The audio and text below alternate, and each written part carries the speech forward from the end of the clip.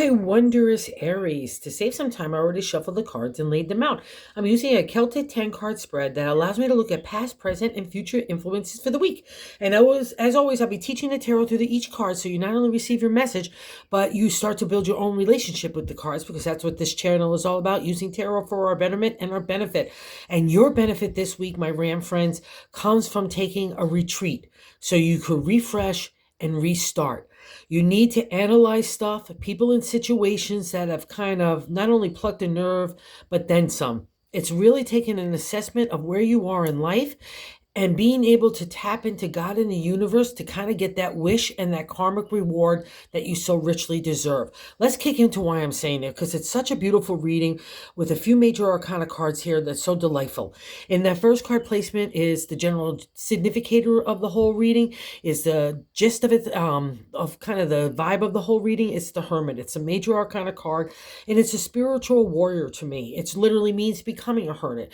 It's a voluntary backing off from life and coming to like a retreat so we can get that refresh by connecting to God in the universe, to getting that insight and that clarity that we so kind of need right now, because there's new opportunities and potential before you based on what you really want to do in your life and how you want to live it. So you kind of need the time right now to not only regroup from all the trials and tribulations and challenges that you've been through, especially in some of the areas of the heart, but now it's like about a new way of moving forward, and you're more confident, you're more self-esteem, and now we get a dose of that heavy self-love that God wants to give you in the ideal of the Hermit. And the Hermit also cuts away BS, because in the seventh card placement is the way that we're feeling about ourselves. Oh, 7 and 7 is the Seven of Wands.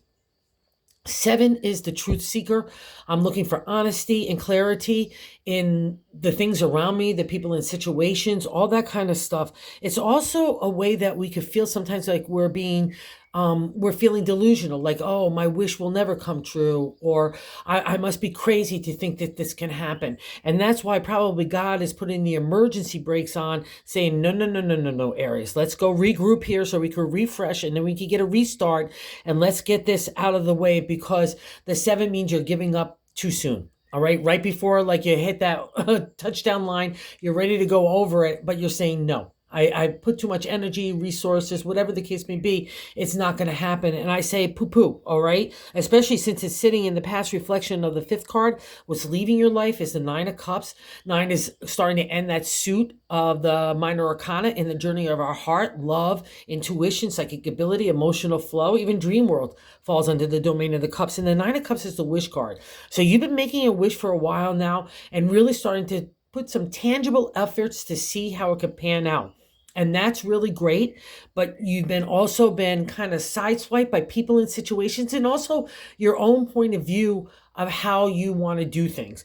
And the reason why I say that 7 could also be in competition, where we feel like we're giving up because, oh, I have to be competitive, or I have to put my product and services or me out there in a different way, and I don't want to. No, no, no, no, no. It's all about new starts. That's the whole reason with the Hermit. He'll give you that refresh, rejuvenation, okay? And it's all about connecting to God and the universe to kind of get that clarity and insight so I can bring the wish into today. And I'll also tell you this, some of that insight that helps you break that stranglehold of that fear and anxiety that builds up in us with the 7, okay? Because we get doubtful, insecure, and that's just crazy. And that's all part of the lesson, right? Especially the Wands. It's a creative energy that has a material reality. And now we're winding up to the 10. And everything, including ourselves, sometimes need an adjustment.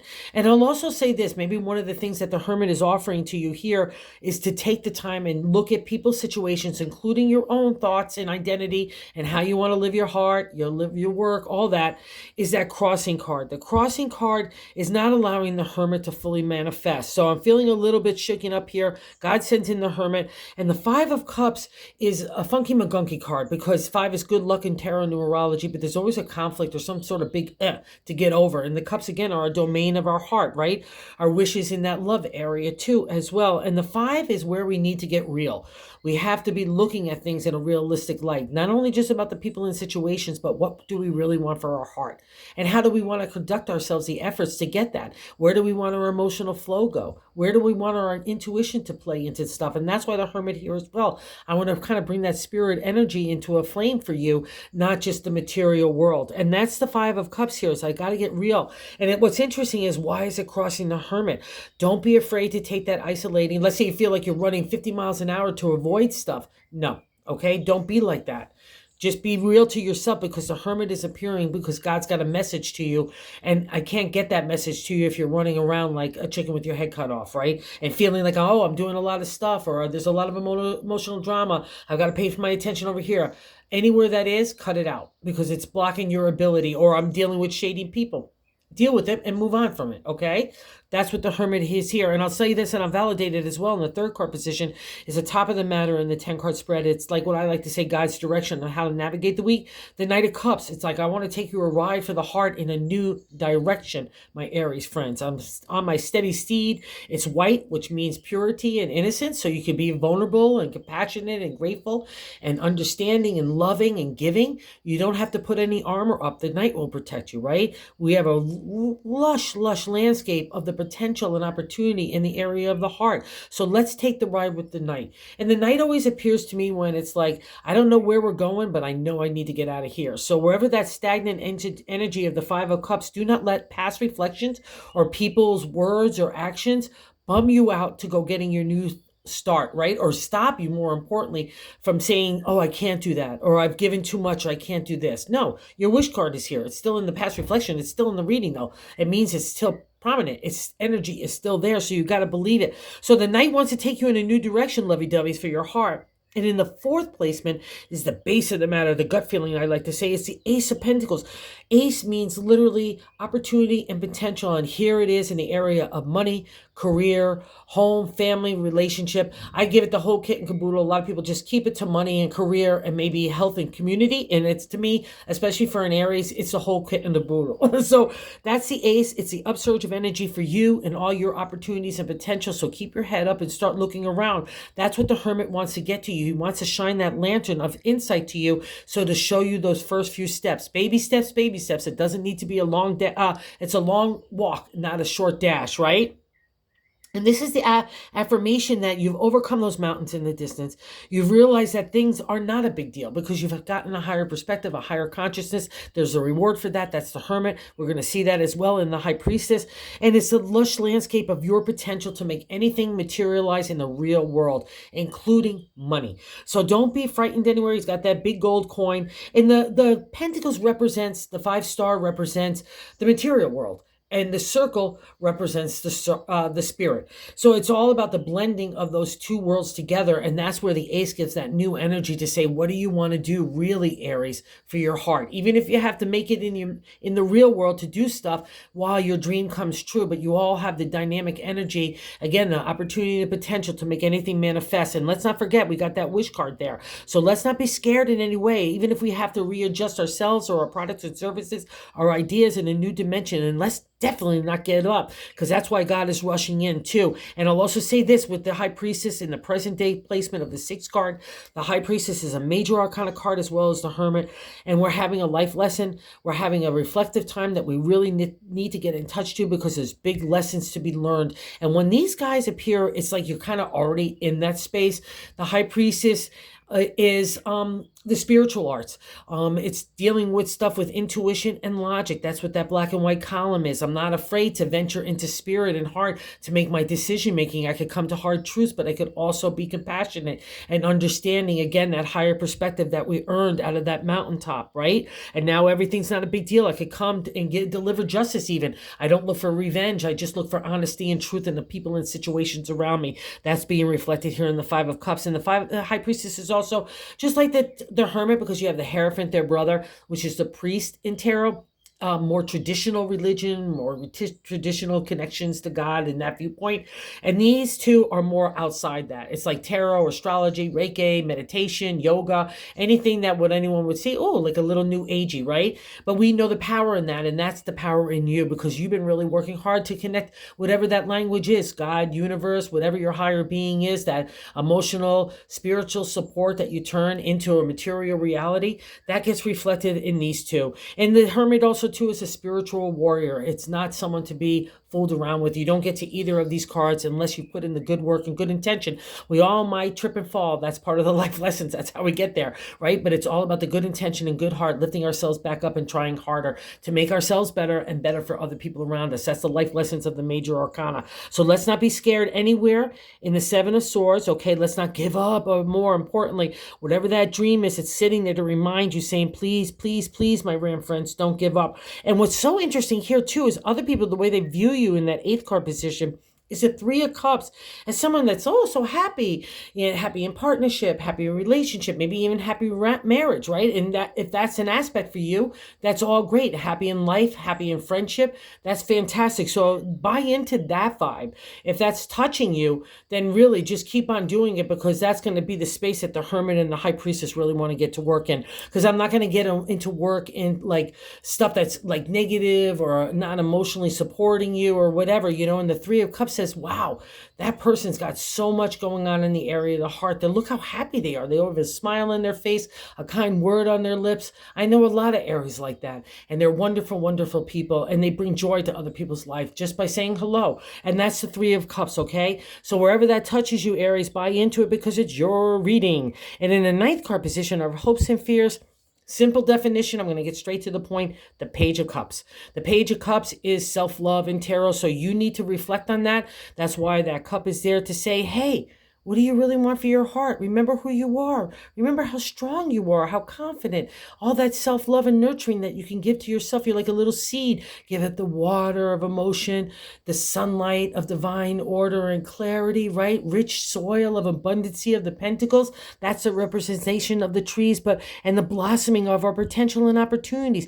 But we need to get that water. It's a little pond. I needed to get it flowing again. And the first way to get emotion flowing again is self-love. So don't be afraid to love yourself, guys. Pluck out any negative thoughts. It all starts in our brain and it affects our heart, right? Get that stride of the ram. Have that confidence. Don't burn people or anything like that, because that's the domain of Aries as well, too. But just give yourself, I'll say this. Don't burn yourself, okay? That's what a lot of this kind of reflection is. I'm sticking with it. Because in the Seven of Swords, sometimes in that outcome card, so don't be afraid of loving yourself and don't be harsh on yourself. The Seven of Swords is the truth seeker. And we're looking at also too, in this kind of reading, we're looking at the decisions that we made to lead us here, right? Or we could have done this, or we could have done that. We should have done this, blah, blah, blah, blah, blah, whatever it is. And it also has an air of secrecy for our betterment, right? But it's also the contemplation, meditation of new moves in new directions. And it also has a reflection of deception from other people. So wherever that is for you, it means that you have all the intelligence and the analytical thinking and strategy to make a plan to maneuver around people. Or if you need to move away from them and let them hold their head up high while you walk away, that would be another reflection of the sword. So wherever you've had like a kind of moving on in a new direction for your identity, I'll also say this. Let's even come out of that.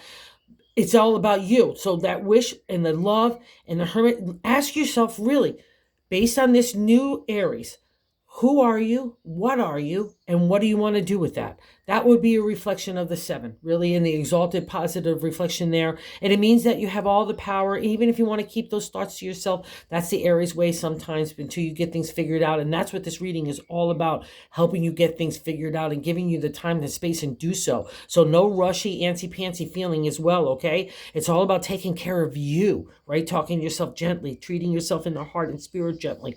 And I'm just going to really affirm that as well, because in the bonus card, it's the Eight of Swords. 8 is a refresh, rejuvenation. We loop around once, we start again, right? The number 8. And the swords, again, our identity, our thoughts, our analytical thinking, our voice to that identity and intelligence. Everyone comes up and challenges us, give us friction about that. And you're learning along the way while still having to fight and justify for yourself. And we did all that, and you did a great job. That shows it, because we're getting to the 8, wrapping up in the 10. But if we don't take care here to really ask ourselves what we want to do, us, not everybody else, then we get caught up in the 8. To me, it's like, it's not a refresh at all, not a rejuvenation or a restart. It's like the gerbil wheel of hell. I'm just going around and around and around and around. I'm indecisive. I can't make up my mind. The only way to do that is to be really honest with yourself and say, what do you really want? Not based on yesterday, but today. that new Aries of who you are, and the dream is waiting to happen. And the high priestess and the hermit want to help you get there, give you that space to take the time to reflect, connect to God, get into that safe space for yourself, because it's a beautiful energy, so we can get off that gerbil wheel of hell, right? Because the ironic part is all the swords are there. And I'll say this too, a lot of reflection is with that muddy waters. It's been an emotional upheaval, chaos, drama, whole lot of remember, Aries is the defender too. You're the planet of war, Mars, so there's always the swords is always gonna take a special interest to you, because you're defending yourself at a really deep core. But you've done it. That's all. The swords are still standing there, no harm done. There's the sun, life force, just like the hermit and the high priest. It's the major arcana card, and saying, let me give you that light to shine on you, give you that warmth in your spirit, and show you the way forward. Okay, you've already overcome the mountains. We're leaving those stormy skies. The furies of negativity can no longer bother you. That's the thing about the swords. It's our thoughts, and the only one that is generating those thoughts is you. So let's change the narrative and get to a good space and get with the hermit and the priest. You just need to settle down and get into a meditative state. Take the week and take every day to get meditative. Take the time. It's a discipline, right? That's a domain of Aries as well. You could do this to figure it out, what you really want, not everything else or all the considerations, especially in the material world. What do you really want? And then you can start to make a plan. That's what these two are there for, help you to do. All right. Okay. So go get them. It's all about you this week, and you got it, Aries. I know you. And Aries, so thank you for anyone that watches. Thank you. I can't say thank you enough. And those of you that have subscribed, wow. Thank you as well. It's been means so much. And if you haven't subscribed, if you could like the content, if you consider doing so, because everybody and their mother's telling me I need to keep stressing that, because we want to spread the good news of tarot, that everyone could use it. Even pull your own cards. So always God will get you the direction, or even go online. There's tons of sites out there that says pull a card, right? Oh, God will always get you the message if you need it. So trust yourself, guys. That's the domain of the high priestess and the hermit. It's a reward. It's a karmic reward for you.